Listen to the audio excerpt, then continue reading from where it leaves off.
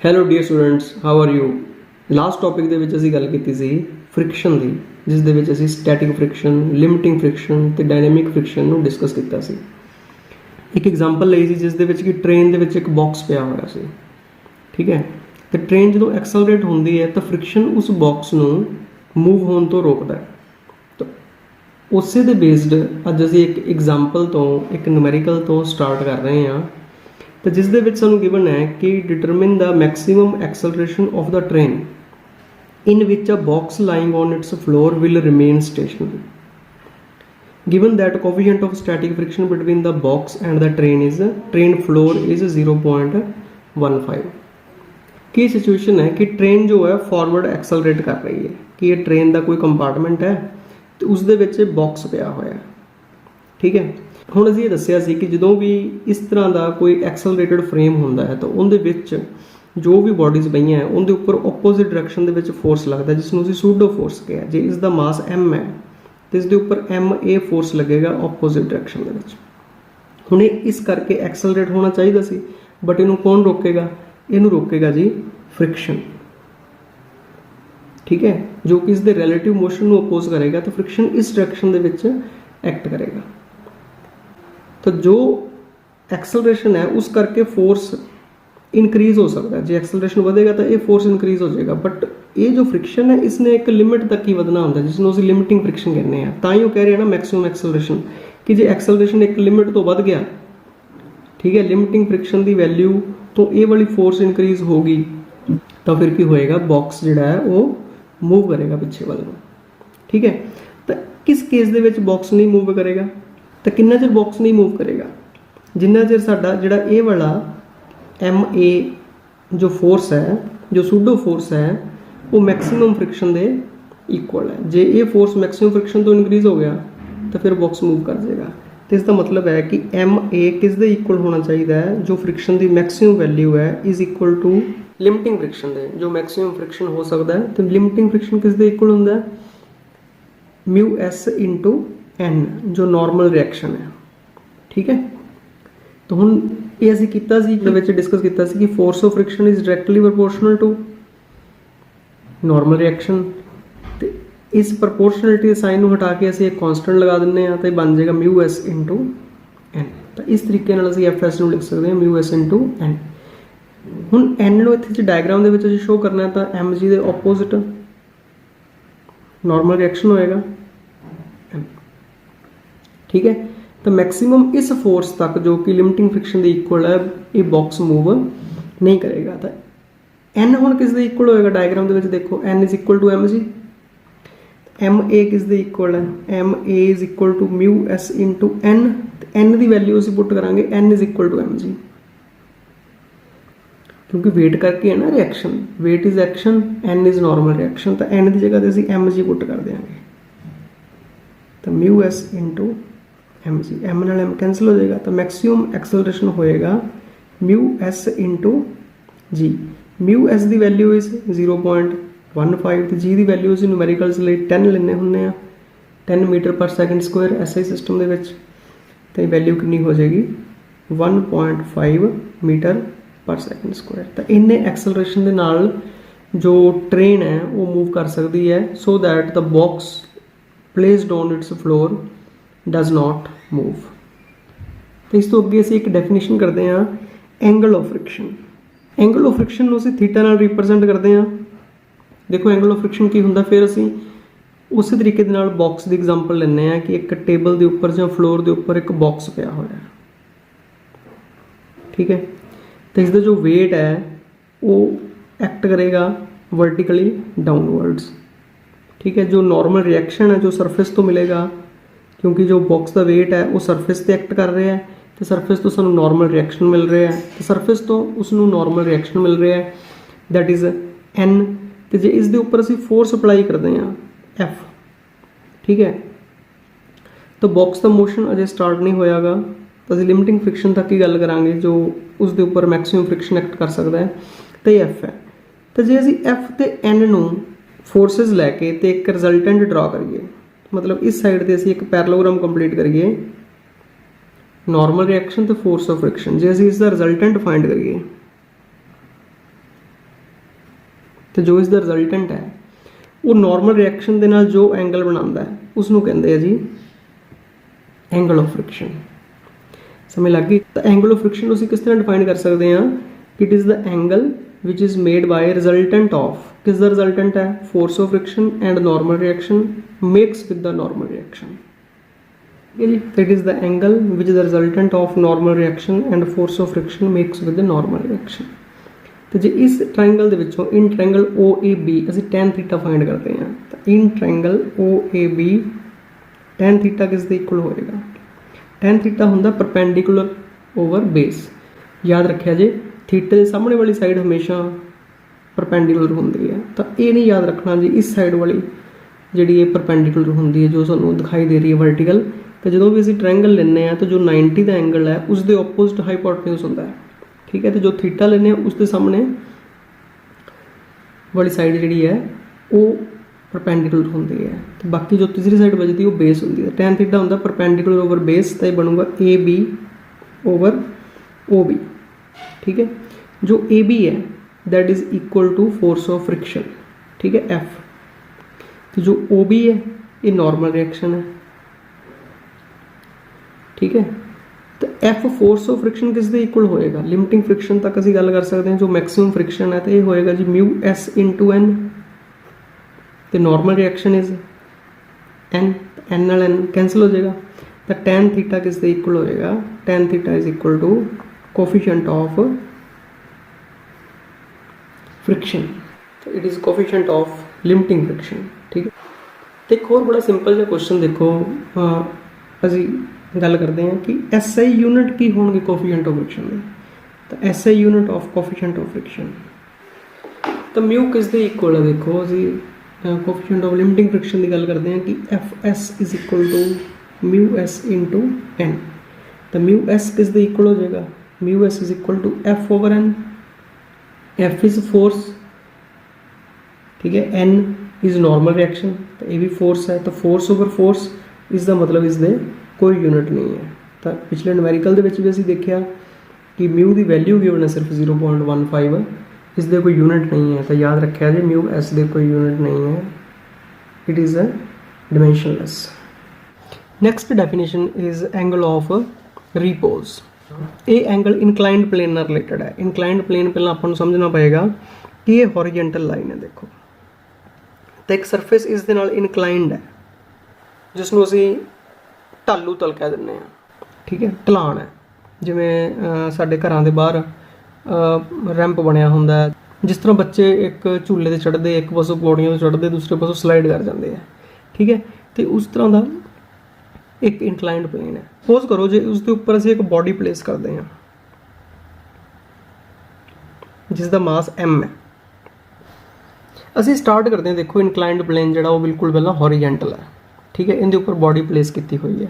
असीं इहनूं हौली हौली हौली हौली मूव करते हैं तो इनकलाइंड करते हैं, इस तरह करके इनक्रीज़ करते हैं। तो वो एंगल जिस एंगल ते जाके सपोज करो अल्फा या थीटा कोई भी एंगल ले सकते हैं, जिस एंगल ते जाके ये वाली बॉडी जी है जस्ट मूव करना स्टार्ट करती है, just on the verge of move असीं कहने हैं। तो देखो जी मेरे को एक पेपर बोर्ड है जिसनूं तुसीं इनकलाइंड प्लेन समझ सकते हो।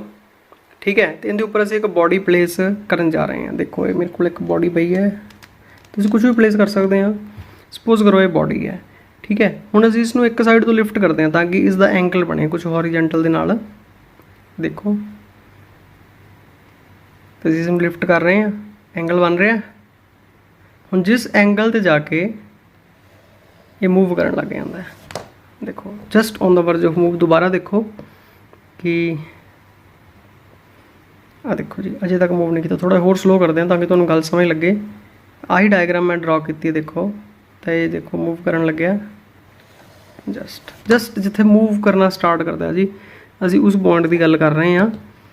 तो जिस उस एंगल नूं असीं प्लेन के एंगल नूं हॉरिजेंटल दे नाल की करने आ एंगल ऑफ रिपोज। तो की होएगा कि उस जगह ते जाके इनके उपर जिहड़ियां फोर्सिस लग रही हैं, सब तो पहलां तो असीं फोर्सिस शो करते हैं। जिस दा मास m है तो इसका वेट m जी वर्टिकली डाउनवर्ड्स एक्ट करेगा। ठीक है। इस m जी दे ना असीं दो कंपोनेंट्स बनावांगे। देखो असीं वैक्टर्स दे विच कंपोनेंट्स करदे सी कि रिजल्टेंट वैक्टर है r, ठीक है। तो आर ਦੇ ਅਸੀਂ 2 ਕੰਪੋਨੈਂਟਸ ਬਣਾਉਂਦੇ ਸੀ। ਪਲੇਨ ਦੇ ਵਿੱਚ ਰੈਕਟੈਂਗੂਲਰ ਰੈਜ਼ੋਲੂਸ਼ਨ ਤੁਹਾਨੂੰ ਯਾਦ ਹੋਏਗੀ x ਤੇ y ਦੀ ਡਾਇਰੈਕਸ਼ਨ ਦੇ ਵਿੱਚ, ठीक है। जे ये एंगल थीटा सी तो एक्स वाली साइड ते इसका एंगल बनता है जी आर कॉस थीटा, तो वाई वाली साइड ते बनता है आर साइन थीटा, ठीक है। यही रेक्टेंगुलर रेजोल्यूशन असी इस वैक्टर लिए कर रहे हैं क्योंकि वेट एक वैक्टर क्वांटिटी है। तो वेट का एक कंपोनेंट इस साइड ते जी, ठीक है, तो एक इस दे परपेंडिकुलर, असी 2 कंपोनेंट्स इस दे शो कर रहे हैं। ਹੁਣ ਜੇ ਇਹ ਵਾਲਾ ਐਂਗਲ ਅਲਫਾ ਹੈ ਤਾਂ ਬਾਈ ਜਿਓਮੈਟਰੀ ਇਹ ਵੀ ਐਂਗਲ ਅਲਫਾ ਹੋਏਗਾ। ਹੁਣ ਇਹ ਐਂਗਲ ਅਲਫਾ ਕਿਸ ਤਰ੍ਹਾਂ ਹੋਏਗਾ ਇਹ ਵੀ ਆਪਾਂ ਸਮਝ ਸਕਦੇ ਹਾਂ। ਦੇਖੋ ਸਪੋਜ਼ ਕਰੋ ਕਿ ਅਸੀਂ ਇਸ ਟ੍ਰਾਇੰਗਲ ਨੂੰ ਕੰਪਲੀਟ ਕਰਦੇ ਹਾਂ, ਇਹ ਵਾਲੀ ਟ੍ਰਾਇੰਗਲ ਨੂੰ ਅਸੀਂ ਡਾਟਰ ਡਰਾ ਕਰ ਲੈਂਦੇ ਹਾਂ, ਇਹਨੂੰ ਕੰਪਲੀਟ ਕਰ ਲੈਂਦੇ ਹਾਂ, ਠੀਕ ਹੈ। ਆਹ ਐਂਗਲ ਤਾਂ 90 ਦਾ ਹੁਣ ਕਿਉਂਕਿ ਪਰਪੈਂਡੀਕੂਲਰ ਹੈ। ਜੇ ਇਹ ਐਂਗਲ ਅਲਫਾ ਹੈ ਤਾਂ ਆਹ ਕਿੰਨਾ ਹੋਏਗਾ ਜੀ ਐਂਗਲ, ਇਹ ਐਂਗਲ ਹੋਏਗਾ 90 ਮਾਈਨਸ ਅਲਫਾ, ਠੀਕ ਹੈ। ਇਹ 90 ਮਾਈਨਸ ਅਲਫਾ ਤਾਂ ਬਾਕੀ ਕਿੰਨਾ ਬਚੇਗਾ ਕਿਉਂਕਿ ਟੋਟਲ ਫਿਰ 90 है जी। तो क्योंकि ए वाली लाइन इसके परपेंडिकुलर है तो ये एंगल होएगा जी अल्फा, ठीक है। हुण ये अल्फा है तो एम जी का इस साइड का कंपोनेंट बनेगा एम जी कॉस अल्फा, तो इस साइड से बनेगा जी एम जी साइन अल्फा, ठीक है। एम जी साइन अल्फा इसनूं नीचे लैके आने की कोशिश करेगा। ये है जो इसनूं मूव करवाने वाला फोर्स है, ठीक है, जो वेट का एक कंपोनेंट है। तो जे ये मूव नहीं कर रहा तो इसका मतलब फ्रिक्शन उसनूं बैलेंस कर रहा है। तो फ्रिक्शन इसके जो मोशन हो सकता है इसका उस तो ओपोजिट डायरेक्शन के एक्ट करेगा। तो जिन्ना चिर तक बॉडी मूव नहीं करती उन्ना चिर इसका मतलब है कि दोने बैलेंस के जितों तक मूव नहीं करती। जो just on the verge of move असी गल करते हैं इसका मतलब कि उदों जो फ्रिक्शन होएगा वो लिमिटिंग फ्रिक्शन होएगा, ठीक है। That is just equal to M G sine alpha, ठीक है, when body is just on the verge of move. तो एंगल ऑफ रीपोज में डिफाइन करते हैं कि वो एंगल जिस जगह पर बॉडी जी है इंक्लाइंड प्लेन का वो एंगल जिस जगह पर body just on the verge of move है, ठीक है, मोशन स्टार्ट होने लग गया जी बस। That is angle of inclined plane with horizontal, ये वाला एंगल जी at which body placed on it is just on the verge of move. Clear. तो हुण असीं फोर्सेस नूं बैलेंस कर लैंदे आ। जो एम जी कॉस अल्फा है इस दे ओपोजिट जो ये बॉडी फोर्स लगाएगी ओपोजिट असीं नॉर्मल रिएक्शन शो कर रहे हैं। जो इस बॉडी का वेट एक्ट करेगा एम जी कॉस अल्फा इस साइड के कंपोनेंट सरफेस के परपेंडिकुलर उसके ओपोजिट नॉर्मल रिएक्शन, ठीक है। तो just on the verge of move की है जी forces are in balance. M G sine alpha किस दे इक्वल होएगा, M G sine alpha is equal to force of friction, force of limiting friction, ठीक है। तो एम जी कॉस अल्फा किस दे इक्वल होएगा, M G cos alpha is equal to normal reaction.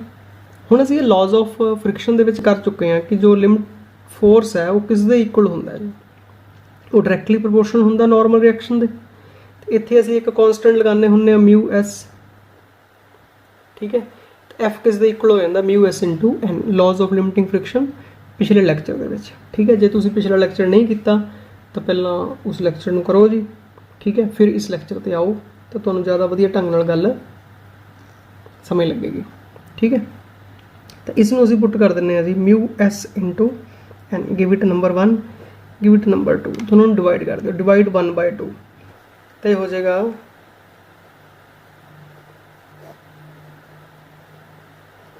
M G sine alpha by M G cos alpha is equal to mu S N over N. तो N नाल N cancel हो जाएगा, M जी नाल M G cancel हो जाएगा।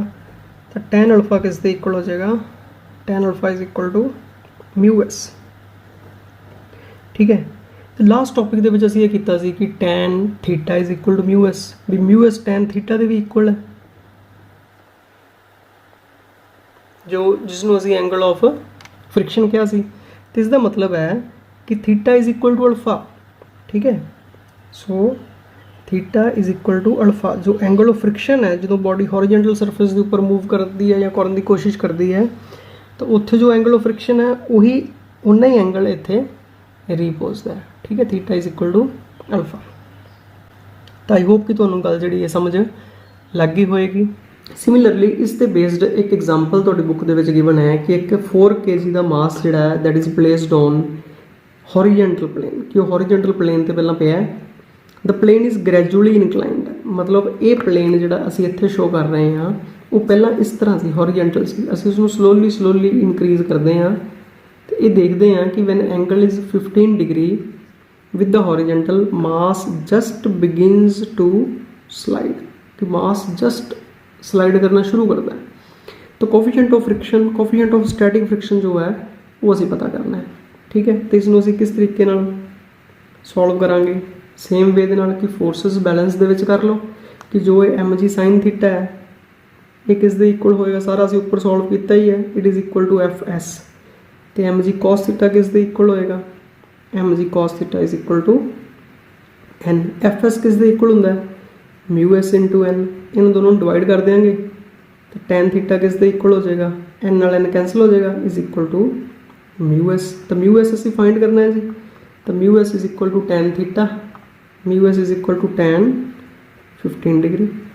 ठीक है, tan 15 की असीं वैल्यू फाइंड करांगे टेबल तो, बुक के पिछे टेबल गिवन हुंदा है, तो उत्थों असीं टैन 15 की वैल्यू फाइंड करांगे, तो उन्होंने सॉल्व करके म्यू एस की वैल्यू आ जाएगी 0.27। ठीक है, तो टेबल किस तरह देखना है जी, इस दे लई भी आपां नूं एक सैपरेट लैक्चर जिहड़ा लगाना पएगा। जिन्हां बच्चों नूं टेबल देखना नहीं आता तो वो भी असीं बहुत जल्दी करांगे। हाँ, टिल दैन तुसीं उन्ना चिकर कर सकते हो कि mu S U can write tan 15 degree. ठीक है, जो तुहानूं टेबल देखना आ गया तो फिर तुसीं इसनूं टेबल तो देख के इसकी वैल्यू जी है वो सबसटीट्यूट कर सकते हो। ठीक है जी, या जो सारी कैलकुलेशन ये तो पिछले टॉपिक तो समझ लग गई है तो तुम डायरैक्ट कर सकते हो जी कि mu S is equal to tan alpha या टैन थीटा, जो भी एंगल इतने गिवन है, तो डायरैक्ट ये वैल्यू एक लाइन के न्यूमेरिकल सॉल्व कर सकते हो कि जो फोर्सिस इनके उपर बैलेंस होणगियां तो mu S is equal to tan alpha which is angle of repose. Next topic है जी रोलिंग फ्रिक्शन। देखो जो बॉडी रोल करती है किसी सरफेस के उपर, जिस तरह की एक व्हील है, एक टायर है, वो रोल कर रहा है सरफेस के उपर। ठीक है, तो हुण जो वो रोल करता है जिसनों असीं परफेक्ट रोल कहने आ, जो कि बॉडी रोल करती है जी परफेक्टली रोल करती है विदाउट स्लिपिंग रोल करती है, जिवें असीं एक बॉल नूं रोल करता फ्लोर के उपर। ठीक है, रोल करती करती वो अगे वाल भी मूव कर रही है, रोल भी कर रही है तो फॉरवर्ड भी मूव कर रही है। ठीक है, जिस तरह की साइकिल चल रहा है, साइकिल का टायर जोड़ा है वो रोटेशनल मोशन है, रोटेट कर रहा है, पर वो ट्रांसलेट भी कर रहा है, अगे अगे जा रहा है। ठीक है, तो इस तरह का मोशन है। हुण असीं एक चीज़ देखते हैं कि रोलिंग फ्रिक्शन जोड़ा ना वो हमेशा लैस होंदा दैन स्लाइडिंग फ्रिक्शन। ठीक है, इत्थे असीं रोलिंग फ्रिक्शन का कॉज भी करांगे। पहले सानूं ये गल समझ आनी चाहिए है कि rolling friction is less than sliding friction. देखो एक साइकिल है, ठीक है, तुसीं साइकिल के दोनों ब्रेक्स नप लो तो उन्होंने मूव करो, फिर की होएगा, वो स्लाइड होएगा, उसका टायर स्लाइड होएगा, तो उन्होंने मूव करके देखो कि कितना को डिफिकल्ट है उन्होंने मूव करना। ठीक है, तो जे असीं उसदियां ब्रेक्स ना लगाइए तो उन्होंने टायर को रोल होने दईए, ठीक है, व्हील को रोल होने दईए तो बड़ी ईजिली मूव करता है। तो पता लगता है कि rolling friction is less than sliding friction. बड़ी जगह तो होंगे कि असीं स्लाइडिंग फ्रिक्शन को रोलिंग फ्रिक्शन के कन्वर्ट करते हैं because rolling friction is much less than sliding friction. ठीक है, हुण देखो जे एक पॉइंट इसका टच कर रहा है ग्राउंड पर, तो जो ग्राउंड पर टच कर रहा है तो जो वो घूमेगा व्हील, जो वो इस तरीके नाल रोटेट होएगा तो फिर अगला पॉइंट टच करेगा, ये वाला पॉइंट इत्थे टच करेगा, ये वाला पॉइंट इत्थे आके टच करेगा, पिछले पॉइंट का मोस्ट कॉन्टैक्ट जो है वो ब्रेक हो जाएगा। ठीक है, तो इनका मतलब ये रैलेटिव मोशन वर्गी चीज़ तो है ही नहीं कि जिस तरह पहला रैलेटिव मोशन सी तो एक्चुअल के तो फ्रिक्शन होना नहीं चाहिए। ठीक है, बट असीं फिर भी देखते हैं कि फ्रिक्शन है, तो फ्रिक्शन का कारण की है। ठीक है, तो वो असीं समझना चाहिए। तो रोलिंग फ्रिक्शन की है कि when one body rolls over surface of other the friction present is called rolling friction. तो इन्होंने दोनों के जो फ्रिक्शन प्रेजेंट है that is called rolling friction. असीं एग्जाम्पल देने जिस तरह की एक बॉल जी रोल करती है विदाउट स्लिपिंग, या motion of wheel of bicycle which is moving.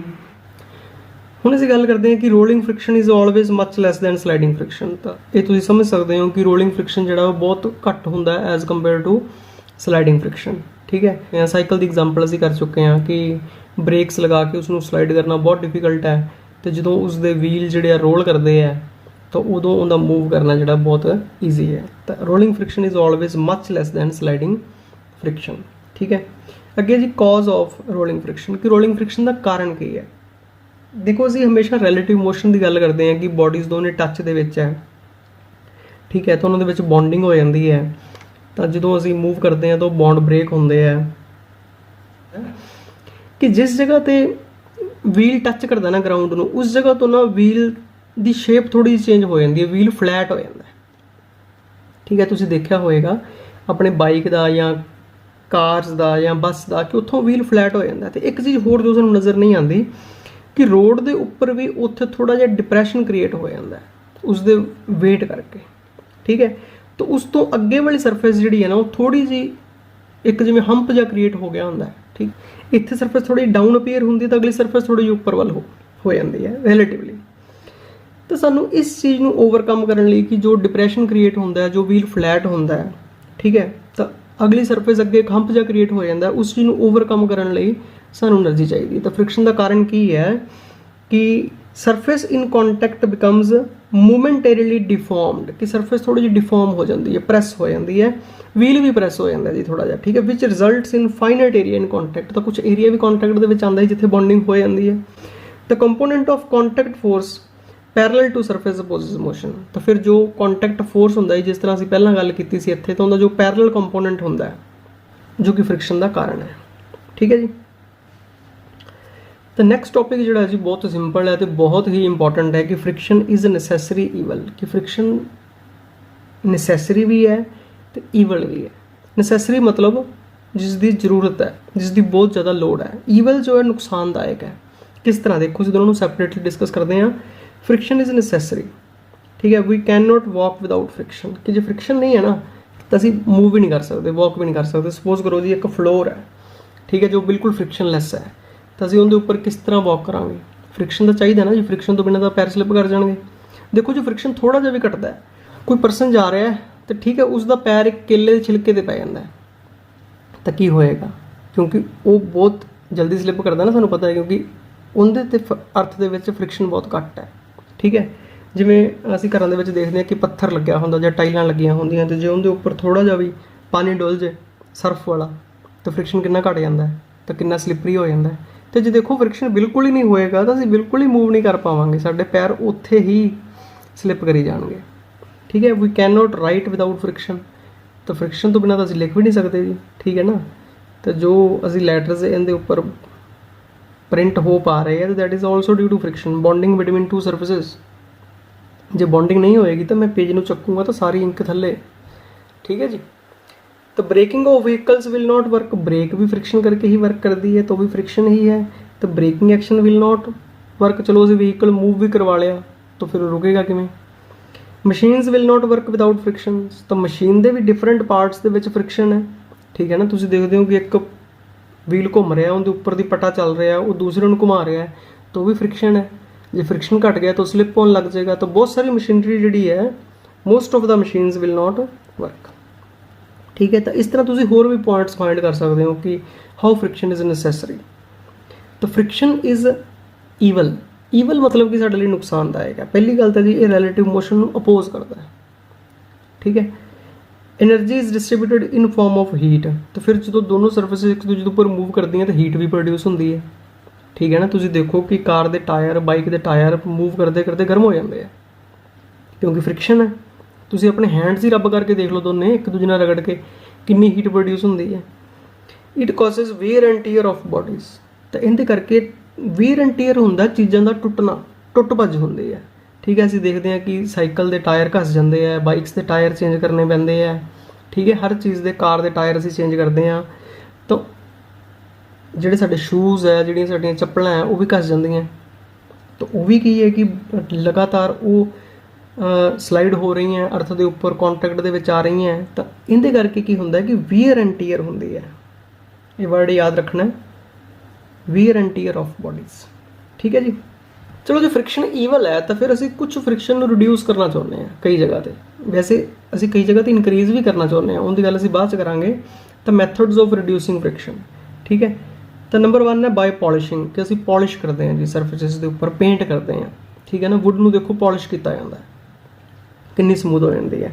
ਦੀਵਾਰਾਂ 'ਤੇ ਅਸੀਂ ਪੇਂਟ ਕਰਦੇ ਹਾਂ, ਜੇ ਦੀਵਾਰਾਂ 'ਤੇ ਪੇਂਟ ਨਹੀਂ ਹੈਗਾ ਤਾਂ ਉਹਨੂੰ ਟੱਚ ਕਰਕੇ ਦੇਖੋ ਕਿੰਨਾ ਖੁਰਦਰਾ ਲੱਗਦਾ ਹੈ ਨਾ, ਕਿੰਨਾ ਰਫ ਲੱਗਦਾ। ਤਾਂ ਜੇ ਪੇਂਟ ਹੋਇਆ ਹੋਵੇ ਤਾਂ ਕਿੰਨਾ ਸਮੂਥ ਲੱਗਦਾ। ਉਹਦੇ ਨਾਲ ਕੀ ਹੁੰਦਾ ਹੈ ਕਿ ਜੋ ਉਹਦੇ ਵਿੱਚ ਪ੍ਰੋਜੈਕਸ਼ਨਸ ਅਤੇ ਡਿਪਰੈਸ਼ਨਸ ਹੈ ਉਹ ਫਿਲ ਹੋ ਜਾਂਦੀਆਂ, ਉਹਨਾਂ ਦੇ ਵਿੱਚ ਪੇਂਟ ਫਿਲ ਹੋ ਜਾਂਦਾ ਅਤੇ ਸਰਫੇਸ ਕੀ ਹੋ ਜਾਂਦੀ ਹੈ, ਸਮੂਥ ਹੋ ਜਾਂਦੀ ਹੈ। ਬਾਈ ਲੁਬਰੀਕੇਸ਼ਨ ਐਂਡ ਆਇਲ, ਮਸ਼ੀਨ ਦੇ ਵਿੱਚ ਦੇਖੋ ਅਸੀਂ ਆਇਲ ਪਾਉਂਦੇ ਹਾਂ ਜਾਂ ਲੁਬਰੀਕੇਟ ਕਰਦੇ ਹਾਂ ਤੇ ਕੀ ਹੁੰਦਾ ਕਿ ਦੋਨੋਂ ਸਰਫੇਸਿਸ ਦੇ ਵਿੱਚ ਲੁਬਰੀਕੈਂਟ ਜਾਂ ਆਇਲ ਦੀ ਇੱਕ ਲੇਅਰ ਬਣ ਜਾਂਦੀ ਹੈ। ਠੀਕ ਹੈ, ਮਤਲਬ ਦੋਨੋਂ ਸਰਫੇਸਿਸ ਆਪਸ ਦੇ ਵਿੱਚ ਕੰਟੈਕਟ ਦੇ ਵਿੱਚ ਨਹੀਂ ਰਹਿੰਦੀਆਂ। ਠੀਕ ਹੈ, ਤਾਂ ਉਹਨਾਂ ਦੇ ਵਿੱਚ ਬੌਂਡਿੰਗ ਨਹੀਂ ਹੁੰਦੀ ਤੇ ਇਹਨਾਂ ਦੇ ਮੋਲੀਕਿਊਲ ਥੋੜ੍ਹੇ ਸਲਿੱਪਰੀ ਹੁੰਦੇ ਆ। ਠੀਕ ਹੈ, ਇੱਕ ਦੂਜੇ ਦੇ ਉੱਪਰੋਂ ਸਲਿੱਪ ਕਰ ਜਾਂਦੇ ਆ ਤੇ hence reduces friction. By proper selection of materials, ਕਿ ਅਸੀਂ ਫ੍ਰਿਕਸ਼ਨ ਨੂੰ ਰਿਡਿਊਸ ਕਰ ਸਕਦੇ ਹਾਂ by proper selection of materials. ਅਸੀਂ ਪਹਿਲਾਂ ਵੀ ਦੱਸ ਚੁੱਕੇ ਹਾਂ ਕਿ ਸਾਈਕਲ ਦੇ ਟਾਇਰ ਲਈ ਜਾਂ ਬਾਈਕ ਦੇ ਟਾਇਰ ਲਈ ਅਸੀਂ ਰਬੜ ਯੂਜ਼ ਕਰਦੇ ਹਾਂ। ਠੀਕ ਹੈ, ਤੇ ਰਬੜ ਤੇ ਅਰਥ ਦੇ ਵਿੱਚ ਫ੍ਰਿਕਸ਼ਨ ਘੱਟ ਹੁੰਦਾ ਹੈ as compare to friction between steel and earth. ਕਿ ਅਸੀਂ ਸਟੀਲ ਦੇ ਟਾਇਰ ਨਹੀਂ ਬਣਾ ਦਿੰਦੇ ਜਾਂ ਆਇਰਨ ਦੇ ਟਾਇਰ ਨਹੀਂ ਬਣਾ ਦਿੰਦੇ, ਕਿਉਂਕਿ ਜੇ ਬਣਾਵਾਂਗੇ ਤਾਂ ਫਿਰ ਉਹਦੇ ਵਿੱਚ ਫ੍ਰਿਕਸ਼ਨ ਵਧੇਗਾ, ਬਹੁਤ ਜ਼ਿਆਦਾ ਜ਼ੋਰ ਲਾ ਕੇ ਚਲਾਉਣਾ ਪਏਗਾ। ਰਬੜ ਦੀਆਂ ਵੀ ਕਿਸਮਾਂ ਅੱਗੇ ਦੇਖੋ, ਅਸੀਂ ਰਬੜ ਯੂਜ਼ ਕਰ ਰਹੇ ਹਾਂ ਤਾਂ ਰਬੜ ਦੀਆਂ ਵੀ ਕਿਸਮਾਂ ਹੈ। ਅਸੀਂ ਉਹ ਰਬੜ ਯੂਜ਼ ਕਰਦੇ ਹਾਂ ਜਿਹੜੀ ਘੱਟ ਘਸੇ ਤੇ ਜਿਹਦੇ ਵਿੱਚ ਫ੍ਰਿਕਸ਼ਨ ਵੀ ਘੱਟ ਹੋਵੇ। ਠੀਕ ਹੈ, ਤੇ ਬਾਈ ਸਟ੍ਰੀਮਲਾਈਨਿੰਗ, ਸਟ੍ਰੀਮਲਾਈਨਿੰਗ ਹੁੰਦਾ ਕਿ ਇੱਕ ਪ੍ਰੋਪਰ ਸ਼ੇਪ ਦੇਣਾ। ਦੇਖੋ ਕਾਰਸ ਨੂੰ ਇੱਕ ਸ਼ੇਪ ਦਿੱਤੀ ਜਾਂਦੀ ਹੈ, ਕਾਰ ਦੀ ਇੱਕ ਪ੍ਰੋਪਰ ਸ਼ੇਪ ਹੁੰਦੀ ਹੈ, ਪਲੇਨ ਦੀ ਇੱਕ ਸ਼ੇਪ ਹੁੰਦੀ ਹੈ।